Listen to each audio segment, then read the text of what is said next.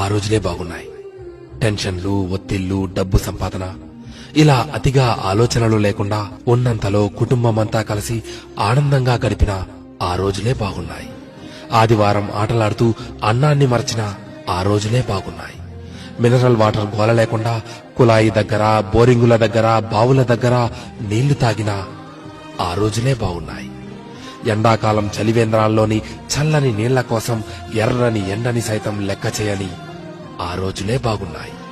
వందల కొద్దీ ఛానళ్లు లేకున్నా ఉన్న ఒక్క దూరదర్శన్లో శుక్రవారం చిత్రలహరి, ఆదివారం సినిమా కోసం వారమంతా ఎదురు చూసిన ఆ రోజులే బాగున్నాయి. సెలవుల్లో అమ్మమ్మ, నానమ్మల ఊళ్లకు వెళ్లి ఇంటికి రావాలనే ఆలోచనే లేని ఆ రోజులే బాగున్నాయి. ఏసీ కార్లు లేకున్నా ఎర్ర బస్సుల్లో కిటికీ పక్క సీట్లో నుండి ప్రకృతిని ఆస్వాదించిన ఆ రోజులే బాగున్నాయి.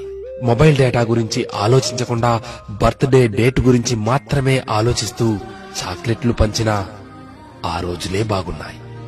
మటన్ బిర్యానీ, చికెన్ బిర్యానీ లేకున్నా ఎండాకాలం వచ్చిందంటే మామిడికాయ పచ్చడితో అందరం కలిసి కడుపు నిండా అన్నం తిన్న ఆ రోజులే బాగున్నాయి.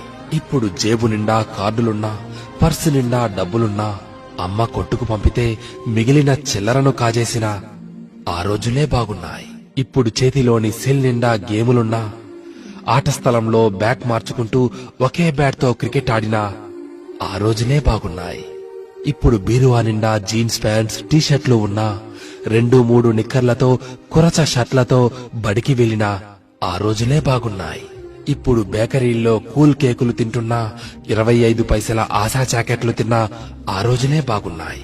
ఇప్పుడు రకరకాల ఐస్ క్రీంలు చల్లగా నోట్లో నానుతున్నా, నాన్నమ్మ, అమ్మమ్మల చీర కొంగు పైసలతో పొల్లాయిసు కొనుక్కు తిన్నా ఆ రోజులు ఎంతో బాగున్నాయి.